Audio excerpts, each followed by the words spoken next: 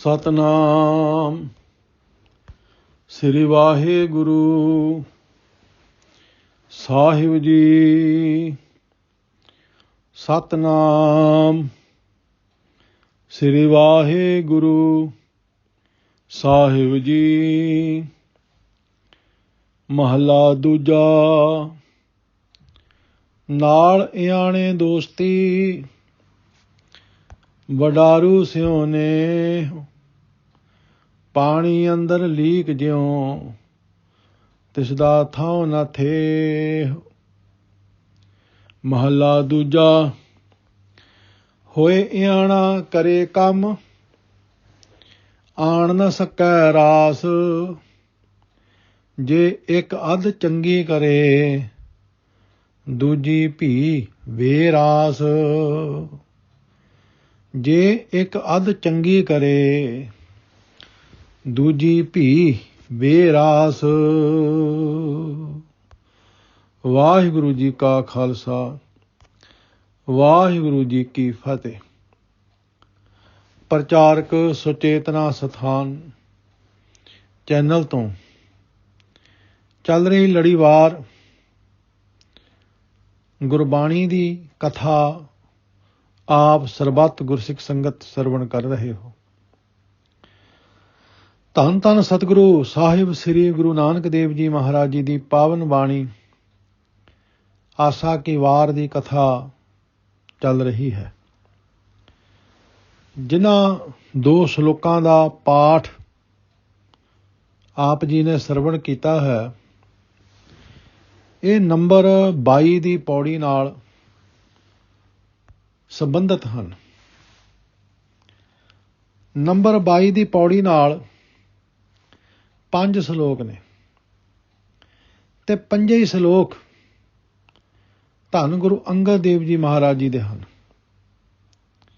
ਪਿਛਲੇ 3 ਸ਼ਲੋਕਾਂ ਦੀ ਵਿਚਾਰ ਆਪ ਜੀ ਸਰਵਣ ਕਰ ਚੁੱਕੇ ਹੋ। ਹੁਣ ਆਪ ਜੀ ਦੀ ਸੇਵਾ ਵਿੱਚ ਇਹਨਾਂ 2 ਸ਼ਲੋਕਾਂ ਦੀ ਵਿਚਾਰ ਕਰਨ ਦੀ ਨਿਮਾਣੀ ਜਿਹੀ ਕੋਸ਼ਿਸ਼ ਕਰਨੀ ਹੈ। ਇਹਨਾਂ 5 ਸ਼ਲੋਕਾਂ ਵਿੱਚ ਹੀ ਮਹਾਰਾਜ ਨੇ ਸਾਨੂੰ ਜੀਵਨ ਦੇ ਬਹੁਤ ਵੱਡੇ ਰਹੱਸ ਸਮਝਾਏ ਹਨ। ਜੀਵਨ ਵਿੱਚ ਕੁਝ ਉਹ ਗਲਤੀਆਂ ਜਿਹੜੀਆਂ ਅਸੀਂ ਸੁਭਾਵਿਕ ਕਰ ਬੈਠਦੇ ਹਾਂ, ਉਹਨਾਂ ਤੋਂ ਸਾਨੂੰ ਸੁਚੇਤ ਕੀਤਾ ਹੈ। ਕਿਉਂਕਿ ਗੁਰਬਾਣੀ ਸਾਨੂੰ ਜੇ ਅੰਤਰੀਵ ਪੱਖ ਤੋਂ, ਅਧਿਆਤਮਿਕਤਾ ਤੋਂ, ਰੂਹਾਨੀਅਤ ਦੇ ਪੱਖ ਤੋਂ ਸੂਝ ਬੂਝ ਬਖਸ਼ਿਸ਼ ਕਰਦੀ ਹੈ, ਤੇ ਸਾਨੂੰ ਬਾਹਰ ਜ਼ਿੰਦਗੀ ਜਿਉਣ ਦੀ ਜਾਚ ਵੀ ਸਿਖਾਉਂਦੀ ਹੈ। ਇਸੇ ਨੂੰ ਹੀ ਹਾਲਤ ਪਲਤ ਕਹਿੰਦੇ ਨੇ, ਇਸੇ ਨੂੰ ਹੀ ਲੋਕ ਪਰਲੋਕ ਕਹਿੰਦੇ ਨੇ। ਗੁਰੂ ਸਿੱਖ ਦਾ ਹਾਲਤ ਵੀ ਸਵਾਰਦਾ ਤੇ ਪਲਤ ਵੀ ਸਵਾਰਦਾ। ਸਤਿਗੁਰ ਸਿੱਖ ਕਾ ਹਾਲਤ ਪਲਤ ਸਵਾਰੈ। ਹਾਲਤ ਸਵਾਰਨ ਤੋਂ ਭਾਵ ਸਾਡੀ ਬਾਹਰੀ ਜ਼ਿੰਦਗੀ, ਸਾਡਾ ਸੰਸਾਰਕ ਜੀਵਨ ਜਾਂ ਸਾਡਾ ਕਾਰੋਬਾਰੀ ਜੀਵਨ, ਗ੍ਰਸਤੀ ਜੀਵਨ। ਗੁਰੂ ਸਾਹਿਬ ਸਾਨੂੰ ਉਹ ਵੀ ਜਿਉਣਾ ਸਿਖਾਲਦੇ ਨੇ। ਉਸ ਜੀਵਨ ਵਿੱਚ ਵੀ ਹੋਣ ਵਾਲੀਆਂ ਗਲਤੀਆਂ ਤੋਂ ਸਾਨੂੰ ਸੁਚੇਤ ਕਰਦੇ ਹਨ ਤੇ ਸਾਨੂੰ ਸਤਿਗੁਰੂ ਜੀ ਅੰਤਰੀਵ ਪਰਮੇਸ਼ਰ ਦੇ ਨਾਲ ਮਿਲਣ ਦੀ ਵੀ ਜੁਗਤ ਦੱਸਦੇ ਹਨ। ਪਰਮੇਸ਼ਰ ਨਾਲ ਮਿਲਣ ਦੀ ਵੀ ਜੁਗਤ ਦੱਸਦੇ ਹਨ। ਸਾਨੂੰ ਅੰਦਰੋਂ ਵੀ ਸਵਾਰਦੇ ਨੇ, ਬਾਹਰੋਂ ਵੀ ਸਵਾਰਦੇ ਨੇ। ਭਾਵ ਲੋਕ ਸੁਖੀਏ ਪਰ ਲੋਕ ਸੁਹੇਲੇ, ਇਹ ਅਵਸਥਾ ਬਣਾਉਣ ਵਾਲਾ ਸਤਿਗੁਰੂ ਹੈ। ਜਿਸ ਤਰ੍ਹਾਂ ਗੁਰੂ ਅੰਗਦ ਦੇਵ ਜੀ ਮਹਾਰਾਜ ਨੇ ਪਹਿਲੇ ਸ਼ਲੋਕ ਵਿੱਚ ਇੱਕ ਸੇਵਾਦਾਰ ਦੀ ਅਵਸਥਾ ਦੱਸੀ ਹੈ ਕਿ ਸੇਵਕ ਉਹ ਹੈ ਜਿਹੜਾ ਆਪਾ ਭਾਵ ਗਵਾ ਦਿੰਦਾ ਹੈ। ਉਹ ਸੇਵਕ ਨਹੀਂ ਜਿਹੜਾ ਹੰਕਾਰ ਕਰਦਾ ਹੈ, ਝਗੜਾ ਕਰਦਾ ਹੈ। ਨਿਮਰਤਾ ਨਾਲ ਕੀਤੀ ਹੋਈ ਸੇਵਾ ਹੀ ਪ੍ਰਵਾਨ ਹੁੰਦੀ ਹੈ। ਫਿਰ ਦੂਜੇ ਸ਼ਲੋਕ ਵਿੱਚ ਗੁਰੂ ਜੀ ਨੇ ਸਾਨੂੰ ਸਮਝਾਇਆ ਸੀ ਕਿ ਦੇਖੋ, ਜੋ ਤੁਹਾਡੇ ਅੰਦਰ ਹੈ ਨਾ, ਉਹੀ ਪ੍ਰਗਟ ਹੋਣਾ। ਤੁਹਾਡੇ ਮੂੰਹ ਤੋਂ ਬੋਲਿਆ ਹੋਇਆ ਉਹ ਤੇ ਵਾਓ ਹੈ, ਉਹ ਤੇ ਐਵੇਂ ਹਵਾ ਹੈ, ਉਹ ਤੇ ਹਵਾ ਦਾ ਬੁੱਲਾ ਆਇਆ ਨਿਕਲ ਗਿਆ, ਉਹ ਕੋਈ ਮਾਇਨਾ ਨਹੀਂ ਰੱਖਦਾ। ਜੋ ਤੁਹਾਡੇ ਅੰਦਰ ਹੈ ਉਹਨੇ ਹੀ ਉਗਣਾ ਹੈ, ਚਾਹੇ ਉਹ ਬੋਲਾਂ ਦੇ ਰੂਪ ਵਿੱਚ, ਚਾਹੇ ਉਹ ਕਰਮ ਦੇ ਰੂਪ ਵਿੱਚ, ਚਾਹੇ ਉਹ ਦ੍ਰਿਸ਼ਟੀ ਦੇ ਰੂਪ ਵਿੱਚ, ਕਿਸੇ ਤਰ੍ਹਾਂ ਵੀ ਉਹਨੇ ਬਾਹਰ ਆਉਣਾ ਹੀ ਆਉਣਾ ਹੈ। ਤੇ ਇਹ ਹੋ ਨਹੀਂ ਸਕਦਾ ਕਿ ਤੁਸੀਂ ਆਪਣੇ ਅੰਦਰ ਜ਼ਹਿਰ ਦਾ ਫਲ ਬੀਜੋ ਤੇ ਅੰਮ੍ਰਿਤ ਫਲ ਮੰਗੋ। ਇਸ ਤਰ੍ਹਾਂ ਨਹੀਂ ਹੋ ਸਕਦਾ। ਜੋ ਤੁਹਾਡੇ ਅੰਦਰ ਹੈ ਉਹੀ ਪ੍ਰਗਟ ਹੋਣਾ ਤੇ ਉਸੇ ਨੂੰ ਹੀ ਉਹੀ ਫਲ ਲੱਗਣਾ। ਫਿਰ ਤੀਸਰੇ ਸ਼ਲੋਕ ਵਿੱਚ ਗੁਰੂ ਜੀ ਨੇ ਸਾਨੂੰ ਸਮਝਾਇਆ ਸੀ ਕਿ ਸੱਜਣੋ, ਦੋਸਤੀ ਉੱਥੇ ਬਣਦੀ ਹੈ ਜਿੱਥੇ ਬਰਾਬਰਤਾ ਹੋਵੇ, ਜਿੱਥੇ ਖਿਆਲਾਂ ਦੀ ਬਰਾਬਰਤਾ ਹੋਵੇ, ਸੋਚ ਦੀ ਬਰਾਬਰਤਾ ਹੋਵੇ, ਜਾਂ ਕਲਾ ਦੀ ਬਰਾਬਰਤਾ ਹੋਵੇ, ਜਾਂ ਧਨ ਦੌਲਤ ਦੇ ਪੱਖ ਤੋਂ ਬਰਾਬਰਤਾ ਹੋਵੇ, ਪਦਵੀ ਦੇ ਪੱਖ ਤੋਂ ਬਰਾਬਰਤਾ ਹੋਵੇ। ਕੋਈ ਤੇ ਬਰਾਬਰਤਾ ਹੋਵੇ ਨਾ, ਕੋਈ ਤੇ ਬਰਾਬਰਤਾ ਹੋਵੇ। ਪੈਸੇ ਪੱਖ ਤੋਂ ਬਰਾਬਰਤਾ ਹੋਵੇ, ਪਦਵੀ ਦੇ ਪੱਖ ਤੋਂ ਬਰਾਬਰਤਾ ਹੋਵੇ, ਉਮਰ ਦੇ ਪੱਖ ਤੋਂ ਬਰਾਬਰਤਾ ਹੋਵੇ, ਜੇ ਕੁਝ ਵੀ ਨੇ ਘੱਟੋ ਘੱਟ ਸੋਚ ਦੇ ਤੱਟ ਤੇ ਬਰਾਬਰਤਾ ਹੋਵੇ। ਜੇ ਤੁਹਾਡੀ ਕਿਸੇ ਪੱਖ ਤੇ ਬਰਾਬਰਤਾ ਹੀ ਨਹੀਂ, ਇੱਕ ਬਿਲਕੁਲ ਇਆਣਾ, ਇੱਕ ਬਿਲਕੁਲ ਸਿਆਣਾ, ਉੱਥੇ ਕੀ ਦੋਸਤੀ ਬਣੇਗੀ? ਇਸ ਲਈ ਮਹਾਰਾਜ ਨੇ ਸਾਨੂੰ ਫਿਰ ਜੋ ਨੰਬਰ 4 ਦਾ ਸ਼ਲੋਕ ਹੈ ਉਹਦੇ ਵਿੱਚ ਇਸੇ ਭਾਵ ਨੂੰ ਹੋਰ ਸਪਸ਼ਟ ਕਰਦੇ ਨੇ। ਧੰਨ ਗੁਰੂ ਅੰਗਦ ਦੇਵ ਜੀ ਮਹਾਰਾਜ ਸਮਝਾਉਂਦੇ ਨੇ, ਨਾਲ ਇਆਣੇ ਦੋਸਤੀ ਵਡਾਰੂ ਸਿਉਨੇ, ਅਣਜਾਣ ਨਾਲ ਮਿੱਤਰਤਾ ਜਾਂ ਆਪਣੇ ਨਾਲੋਂ ਵੱਡੇ ਨਾਲ ਪਿਆਰ। ਪਾਣੀ ਅੰਦਰ ਲੀਕ ਜਿਉਂ ਤਿਸਦਾ ਥਾਉ ਨਾ ਥੇ। ਇਹ ਇਉਂ ਹਨ ਜਿਵੇਂ ਪਾਣੀ ਵਿੱਚ ਲੀਕ ਹੈ, ਉਸ ਲੀਕ ਦਾ ਕੋਈ ਨਿਸ਼ਾਨ ਨਹੀਂ ਰਹਿੰਦਾ। ਭਾਵ ਇਹ ਹੈ, ਇਆਣਾ ਜੇ ਅਸੀਂ ਦੁਨਿਆਵੀ ਤੌਰ ਤੇ ਵੀ ਲਈਏ, ਇੱਕ ਬੰਦਾ 70 ਸਾਲ ਦਾ, 80 ਸਾਲ ਦਾ, ਇੱਕ ਬੱਚਾ 5-7 ਸਾਲ ਦਾ, ਕੀ ਦੋਸਤੀ ਉਹਨਾਂ ਦੀ ਵੀ? ਬੱਚੇ ਨੂੰ ਕੋਈ ਜ਼ਿੰਦਗੀ ਦਾ ਤਜਰਬਾ ਨਹੀਂ, ਬੱਚੇ ਨੂੰ ਕੋਲ ਕੋਈ ਪੜ੍ਹਾਈ ਲਿਖਾਈ ਨਹੀਂ। ਇੱਕ ਉਹ ਬਜ਼ੁਰਗ ਜਿਹਦੇ ਕੋਲ ਸਾਰੀ ਜ਼ਿੰਦਗੀ ਦਾ ਤਜਰਬਾ, ਜਿਹੜਾ ਕਿਸੇ ਨਾ ਕਿਸੇ ਕਲਾ ਵਿੱਚ ਵੀ ਮੁਹਾਰਤ ਰੱਖਦਾ। ਦੋਹਾਂ ਦੀ ਕਾਹਦੀ ਦੋਸਤੀ ਹੈ? ਦੋਹਾਂ ਦੀ ਕਾਹਦੀ ਮਿੱਤਰਤਾ ਹੈ? ਨਹੀਂ ਹੈ। ਇਸੇ ਤਰ੍ਹਾਂ ਇਸ ਤੋਂ ਉਲਟ ਲਾ ਲਓ, ਬਜ਼ੁਰਗ ਦੀ ਬੱਚੇ ਨਾਲ, ਬੱਚੇ ਦੀ ਬਜ਼ੁਰਗ ਨਾਲ ਕੋਈ ਦੋਸਤੀ ਨਹੀਂ।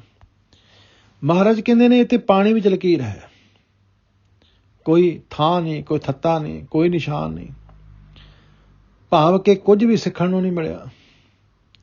ਜਿਹੜਾ ਬੱਚਾ ਹੈ ਉਹ ਵੀ ਬਜ਼ੁਰਗ ਤੋਂ ਕੁਝ ਨਹੀਂ ਸਿੱਖ ਸਕਿਆ, ਕਿਉਂਕਿ ਉਹਦੀ ਮੱਤ ਹੀ ਇਆਣੀ ਹੈ। ਉਹ ਏਡੀਆਂ ਉੱਚੀਆਂ ਗੱਲਾਂ ਨੂੰ ਅਜੇ ਸਮਝਣ ਵਿੱਚ ਅਸਮਰੱਥ ਹੈ। ਤੇ ਜਿਹੜਾ ਸਿਆਣਾ ਹੈ ਉਹ ਬੱਚੇ ਕੋਲੋਂ ਕੀ ਸਿੱਖੇਗਾ? ਕੁਝ ਵੀ ਨਹੀਂ।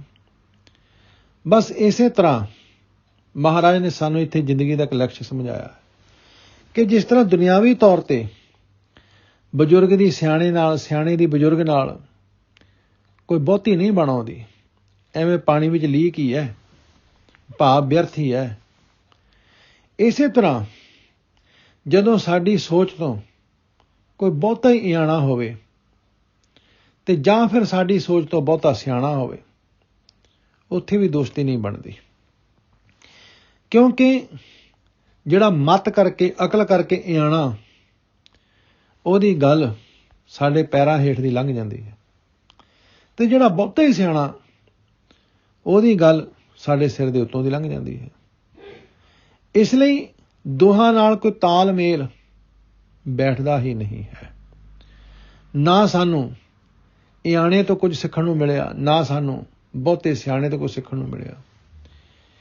ਅਸਲ ਦੇ ਵਿੱਚ ਗੁਰੂ ਸਾਹਿਬ ਕਹਿੰਦੇ ਨੇ, ਤੁਸੀਂ ਜਦੋਂ ਵੀ ਸੰਗਤ ਕਰਨੀ ਹੈ, ਉਹੋ ਜਿਹੇ ਲੋਕਾਂ ਦੀ ਸੰਗਤ ਕਰੋ ਜਿੱਥੇ ਤੁਹਾਡਾ ਤਾਲਮੇਲ ਬੈਠ ਜਾਏ, ਜਿੱਥੋਂ ਤੁਹਾਨੂੰ ਕੁਝ ਸਿੱਖਣ ਨੂੰ ਮਿਲੇ, ਜਿੱਥੋਂ ਤੁਹਾਨੂੰ ਕੁਝ ਸਮਝ ਲੱਗੇ। ਜਿਨ੍ਹਾਂ ਵਿੱਚ ਬੈਠਿਆਂ, ਜਿਨ੍ਹਾਂ ਨਾਲ ਦੋਸਤੀ ਕੀਤਿਆਂ, ਮਿੱਤਰਤਾ ਕੀਤਿਆਂ ਤੁਹਾਨੂੰ ਕੁਝ ਹਾਸਲ ਹੋਵੇ, ਕੁਝ ਜ਼ਿੰਦਗੀ ਦਾ ਨੁਕਤਾ ਸਮਝਣ ਵਿੱਚ ਆਵੇ। ਜੇ ਦੋਸਤੀ ਤੁਸੀਂ ਇੰਨੇ ਜ਼ਿਆਦਾ ਸਿਆਣੇ ਬੰਦੇ ਨਾਲ ਪਾ ਲਈ, ਉਹਦੀ ਗੱਲ ਹੀ ਨਹੀਂ ਤੁਹਾਨੂੰ ਸਮਝ ਆਉਂਦੀ, ਤੁਸੀਂ ਉਹਦਾ ਸਤਿਕਾਰ ਤੇ ਕਰਦੇ ਹੋ, ਉਹਦੇ ਨਾਲ ਪਿਆਰ ਵੀ ਕਰਦੇ ਹੋ, ਉਹਦੀ ਸੇਵਾ ਵੀ ਕਰਦੇ ਹੋ, ਪਰ ਤੁਹਾਨੂੰ ਸਿੱਖਣ ਨੂੰ ਕੁਛ ਵੀ ਨਹੀਂ ਮਿਲਦਾ। ਤੇ ਇੱਕ ਇੰਨਾ ਬੇਸਮਝ ਕਿ ਉਹ ਤੁਹਾਨੂੰ ਕੁਛ ਸਿਖਾ ਹੀ ਨਹੀਂ ਸਕਦਾ, ਤੇ ਕੀ ਫਾਇਦਾ ਫਿਰ। ਇਸ ਲਈ ਆਪਣਾ ਬੈਠਣ ਉੱਠਣ, ਆਪਣਾ ਮਿਲ ਵਰਤਣ ਉਹਨਾਂ ਲੋਕਾਂ ਨਾਲ ਹੀ ਰੱਖੋ ਜਿੱਥੋਂ ਤੁਹਾਨੂੰ ਕੁਝ ਸਮਝ ਆਵੇ, ਜਿੱਥੋਂ ਕੁਝ ਤੁਹਾਨੂੰ ਸਿੱਖਣ ਨੂੰ ਮਿਲੇ। ਮਹਾਰਾਜ ਨੇ ਸਾਨੂੰ ਇਸ ਸ਼ਲੋਕ ਵਿੱਚ ਇਹ ਸਮਝਾਇਆ ਹੈ।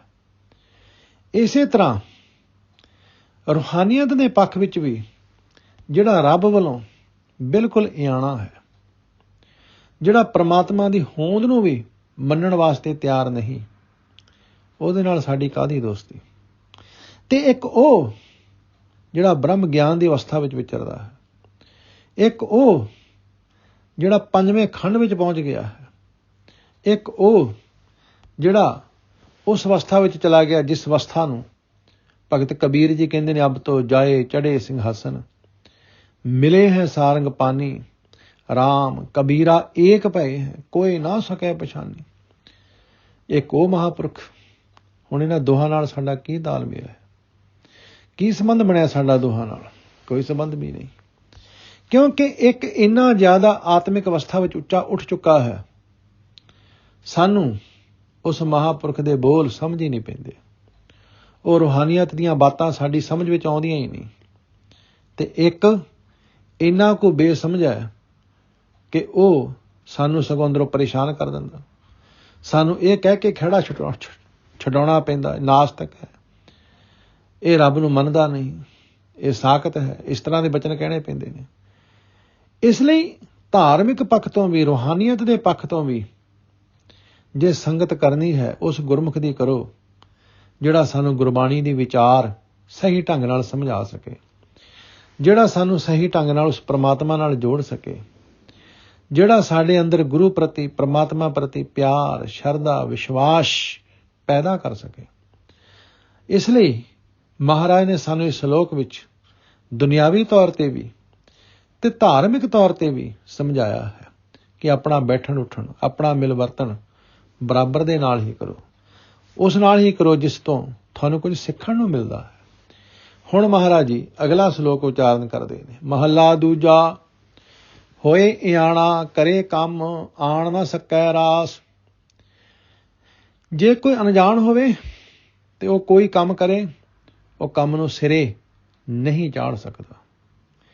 ਜੇ ਇੱਕ ਅੱਧ ਚੰਗੀ ਕਰੇ, ਦੂਜੀ ਭੀ ਬੇਰਾਸ। ਜੇ ਭਲਾ ਉਹ ਕਦੇ ਕੋਈ ਮਾੜਾ ਮੋਟਾ ਕੰਮ ਕਰ ਵੀ ਲਵੇ ਤਾਂ ਵੀ ਦੂਜੇ ਕੰਮ ਨੂੰ ਵਿਗਾੜ ਦੇਗਾ।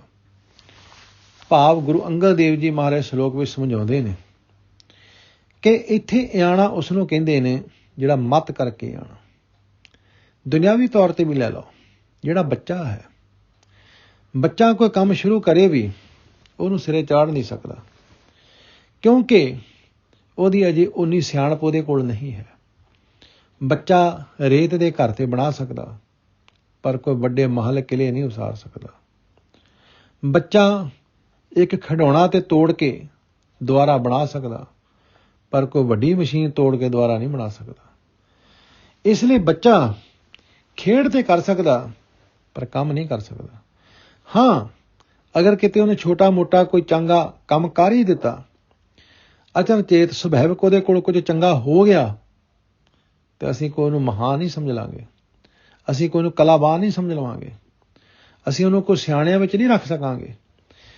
ਤੇ ਉਹ ਕੋਈ ਅਗਲਾ ਕੰਮ, ਦੂਸਰਾ ਕੋਈ ਵੱਡੇ ਕੰਮ ਨੂੰ ਹੱਥ ਪਾ ਲਵੇ ਕਿ ਇਹ ਕੰਮ ਮੈਂ ਸਹੀ ਕਰ ਦਿੱਤਾ, ਹੁਣ ਖਬਰਿਆ ਮੈਂ ਵੱਡਾ ਕੰਮ ਵੀ ਕੋਈ ਸਹੀ ਕਰ ਦਿਆਂਗਾ। ਇਹ ਖਿਡੌਣਾ ਮੈਂ ਤੋੜ ਕੇ ਦੁਬਾਰਾ ਫੇਰ ਜੋੜ ਦਿੱਤਾ, ਖਬਰਿਆ ਹੁਣ ਮੈਂ ਕੋਈ ਵੱਡੀ ਮਸ਼ੀਨ ਵੀ ਤੋੜ ਕੇ ਜੋੜ ਦਿਆਂਗਾ। ਨਹੀਂ। ਇਸੇ ਤਰ੍ਹਾਂ ਜੇ ਕੋਈ ਇਆਣਾ ਹੈ, ਬੇਸਮਝ ਹੈ, ਦੁਨਿਆਵੀ ਤੌਰ ਤੇ ਉਹਦੇ ਕੋਲ ਕੋਈ ਪੜ੍ਹਾਈ ਲਿਖਾਈ ਨਹੀਂ ਹੈ, ਕੋਈ ਸੂਝੀ ਮੱਤ ਨਹੀਂ ਹੈ, ਅਗਰ ਕੋਈ ਕੰਮ ਕਰੇਗਾ ਸਿਰੇ ਚੜ੍ਹੇਗਾ ਨਹੀਂ। ਅਗਰ ਕੋਈ ਛੋਟਾ ਮੋਟਾ ਕੰਮ ਉਹਦੇ ਕੋਲ ਹੋ ਹੀ ਗਿਆ, ਉਹ ਹੁਣ ਸੋਚੇ ਮੈਂ ਇਹ ਕੰਮ ਤੇ ਕਰ ਦਿੱਤਾ, ਹੁਣ ਖਬਰ ਹੈ ਮੈਂ ਵੱਡਾ ਵੀ ਕਰ ਲਵਾਂਗਾ, ਮੈਂ ਸਾਈਕਲ ਤੇ ਚਲਾ ਹੀ ਲੈਂਦਾ, ਖਬਰਿਆ ਹੁਣ ਮੈਂ ਮੋਟਰਸਾਈਕਲ ਵੀ ਚਲਾ ਲਵਾਂਗਾ, ਮੈਂ ਕਾਰ ਤੇ ਚਲਾ ਹੀ ਲੈਂਦਾ, ਖਬਰਿਆ ਹੁਣ ਮੈਂ ਜਹਾਜ਼ ਵੀ ਚਲਾ ਲਵਾਂਗਾ। ਇਹ ਨਹੀਂ ਹੋ ਸਕਦਾ। ਇਸ ਲਈ ਮਹਾਰਾਜ ਕਹਿੰਦੇ ਨੇ ਇਆਣਾ ਜੋ ਬੇਸਮਝ ਹੈ, ਉਹ ਜੇ ਕੋਈ ਛੋਟਾ ਮੋਟਾ ਕੰਮ ਚੰਗਾ ਕਰ ਵੀ ਦਿੰਦਾ ਉਹਨੂੰ ਕੋਈ ਸਿਆਣਾ ਨਾ ਸਮਝੋ, ਉਹ ਤੇ ਅਚਨਚੇਤ ਹੋ ਗਿਆ ਹੈ। ਇਸ ਲਈ ਮਹਾਰਾਜ ਇਸ ਸ਼ਲੋਕ ਵਿੱਚ ਸਾਨੂੰ ਸਮਝਾਉਂਦੇ ਨੇ ਕਿ ਜ਼ਿੰਦਗੀ ਵਿੱਚ ਕਦੇ ਵੀ ਕਿਸੇ ਦਾ ਕੋਈ ਇੱਕ ਅੱਧਾ ਚੰਗਾ ਕੀਤਾ ਹੋਇਆ ਕੰਮ ਦੇਖ ਕੇ ਧੋਖਾ ਨਾ ਖਾਓ, ਕਦੇ ਖਤਾ ਨਾ ਖਾਓ ਕਿ ਇਸ ਬੰਦੇ ਨੇ ਆਹ ਕੰਮ ਚੰਗਾ ਕੀਤਾ, ਹੁਣ ਖਬਰ ਹੈ ਅਗਲੇ ਵੀ ਚੰਗੇ ਕਰੇਗਾ। ਸੁਚੇਤ ਹੋ ਕੇ ਚੱਲੋ, ਸਿਆਣੇ ਹੋ ਕੇ ਚੱਲੋ। ਜੇ ਕਿਸੇ ਬੰਦੇ ਦੇ ਮੂੰਹੋਂ ਨਿਕਲਿਆ ਹੋਇਆ ਬੋਲ ਸੱਚ ਹੋ ਗਿਆ ਹੈ, ਕੁਦਰਤੀ ਸੱਚ ਹੋ ਗਿਆ ਹੈ, ਤੇ ਇਹਦਾ ਅਰਥ ਇਹ ਨਹੀਂ ਕਿ ਉਹ ਰੱਬ ਹੀ ਬਣ ਗਿਆ ਹੈ। ਅਸੀਂ ਉਹਨੂੰ ਰੱਬ ਹੀ ਬਣਾ ਕੇ ਪੂਜਣ ਲੱਗ ਪਈਏ ਕਿ ਬਾਬਾ ਜੀ ਨੇ ਬਚਨ ਕੀਤਾ ਸੀ ਪੂਰਾ ਹੋ ਗਿਆ, ਤੇ ਉਹ ਵੀ ਹੁਣ ਸਮਝੇ ਵੀ ਖਬਰਿਆ ਰੱਬ ਮੇਰੀ ਹੀ ਮੰਨਣ ਲੱਗ ਪਿਆ, ਉਹ ਵੀ ਵੱਡੇ ਵੱਡੇ ਬੋਲ ਆਪਣੇ ਮੂੰਹੋਂ ਬੋਲਣ ਲੱਗ ਪਵੇ। ਤਾਂ ਕਬੀਰ ਕਹਿੰਦੇ ਨੇ ਕਬੀਰ ਝੱਖ ਨਾ ਝੰਖੀਐ ਤੁਮਰੋ ਕਹਿਓ ਨਾ ਹੋਏ, ਕਰਮ ਕਰੀਮ ਜੋ ਕਰ ਰਹੇ ਮੇਟ ਨਾ ਸਕੈ ਕੋਈ। ਇਸ ਲਈ ਗੁਰੂ ਅੰਗਦ ਦੇਵ ਜੀ ਮਹਾਰਾਜ ਨੇ ਇਸ ਦੂਸਰੇ ਸ਼ਲੋਕ ਵਿੱਚ ਸਾਨੂੰ ਸਮਝਾਇਆ ਹੈ ਕਿ ਜੀਵਨ ਵਿੱਚ ਸੁਚੇਤਤਾ ਬਹੁਤ ਜ਼ਰੂਰੀ ਹੈ। ਜੀਵਨ ਵਿੱਚ ਕਦਮ ਐਨ ਫੂਕ ਫੂਕ ਕੇ ਪੁੱਟਣਾ ਬੜਾ ਜ਼ਰੂਰੀ ਹੈ। ਧੋਖਾ ਨਹੀਂ ਖਾਣਾ, ਖਤਾ ਨਹੀਂ ਖਾਣਾ। ਇਸ ਲਈ ਮਹਾਰਾਜ ਨੇ ਸਾਨੂੰ ਨੰਬਰ 4 ਦੇ ਸ਼ਲੋਕ ਵਿੱਚ ਸਮਝਾਇਆ, ਸੰਗਤ ਉਸ ਦੀ ਕਰੋ, ਉਸ ਨਾਲ ਮਿਲਵਰਤਨ ਰੱਖੋ ਜਿਸ ਤੋਂ ਕੁਝ ਸਿੱਖਣ ਨੂੰ ਮਿਲਦਾ ਹੈ। ਇੰਨੇ ਵੱਡੇ ਸਿਆਣੇ ਦੀ ਵੀ ਸੰਗਤ ਵਿੱਚ ਨਾ ਪਾਓ ਕਿ ਤੁਹਾਨੂੰ ਸਮਝੇ ਕੁਛ ਨਾ ਆਵੇ, ਤੇ ਕਿਸੇ ਇਹੋ ਜਿਹੇ ਅਣਜਾਣ ਦੀ ਸੰਗਤ ਵੀ ਨਾ ਕਰੋ ਕਿ ਤੁਹਾਡਾ ਟਾਈਮ ਹੀ ਵੇਸਟ ਹੋਵੇ। ਮਹਾਰਾਜ ਕਹਿੰਦੇ ਨੇ ਹਮੇਸ਼ਾ ਸੁਚੇਤ ਹੋ ਕੇ ਚੱਲੋ। ਜੇ ਕੋਈ ਬੇਸਮਝ ਮਨੁੱਖ ਇੱਕ ਅੱਧਾ ਕੰਮ ਚੰਗਾ ਕਰ ਹੀ ਦਿੰਦਾ ਹੈ ਜਾਂ ਉਹਦੇ ਕੋਲ ਸੁਭਾਵਿਕ ਹੋ ਹੀ ਜਾਂਦਾ ਹੈ, ਤੇ ਤੁਸੀਂ ਉਸ ਨੂੰ ਆਧਾਰ ਬਣਾ ਕੇ ਉਹਨੂੰ ਸਿਆਣਾ ਨਾ ਸਮਝ ਲਓ, ਉਸ ਨੂੰ ਆਪਣੇ ਸਿਰ ਉੱਤੇ ਨਾ ਬੈਠਾੜ ਲਓ, ਤਾਂ ਕਿ ਤੁਸੀਂ ਆਉਣ ਵਾਲੇ ਸਮੇਂ ਵਿੱਚ ਧੋਖਾ ਖਾਓ। ਉਹ ਤੇ ਖਾਏਗਾ, ਤੁਸੀਂ ਵੀ ਖਾਓਗੇ। ਇਸ ਲਈ ਮਹਾਰਾਜ ਨੇ ਸਾਨੂੰ ਇਹ ਬਚਨ ਜੀਵਨ ਵਿੱਚ ਕੰਮ ਆਉਣ ਵਾਲੇ ਬਚਨ ਸਮਝਾਏ ਨੇ, ਤਾਂ ਕਿ ਅਸੀਂ ਜ਼ਿੰਦਗੀ ਸੁਚੇਤ ਹੋ ਕੇ ਚੱਲ ਸਕੀਏ, ਬਹੁਤ ਸਿਆਣੇ ਬਣ ਕੇ ਜ਼ਿੰਦਗੀ ਨੂੰ ਗੁਜ਼ਾਰ ਸਕੀਏ। ਇੰਨੀਆਂ ਬੇਨਤੀਆਂ ਪ੍ਰਵਾਨ ਕਰਨੀਆਂ ਜੀ। ਭੁੱਲ ਚੁੱਕ ਦੀ ਖਿਮਾ, ਪਿਆਰ ਵਿੱਚ ਫਤਿਹ ਬੁਲਾਓ ਜੀ। ਵਾਹਿਗੁਰੂ ਜੀ ਕਾ ਖਾਲਸਾ, ਵਾਹਿਗੁਰੂ ਜੀ ਕੀ ਫਤਿਹ।